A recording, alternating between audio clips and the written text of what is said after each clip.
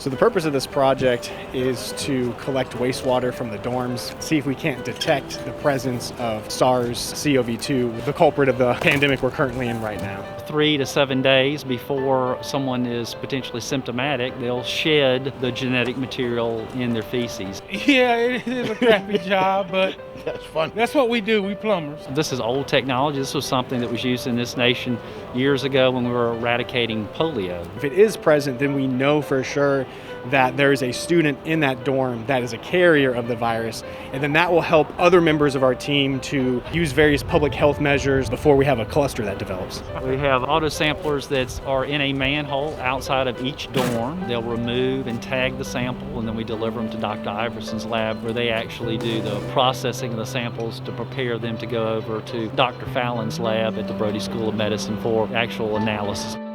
This is such important work. Every time I'm working, I'm trying to be as careful as possible and as accurate as possible. I've had family members pass because of COVID this past year. I haven't seen my family in over a year because of it. It keeps you from having that helpless feeling. I felt more in control. Being able to help people just helps you be less helpless in the situation. The wastewater screening efforts were able to kind of confirm those known cases and finding sudden spikes or trends of high viral RNA, which then allowed Dr. Wright's team to do a swarm test. And I think through some of those swarm testing efforts, they've been successful at finding other cases that we may not have otherwise known about.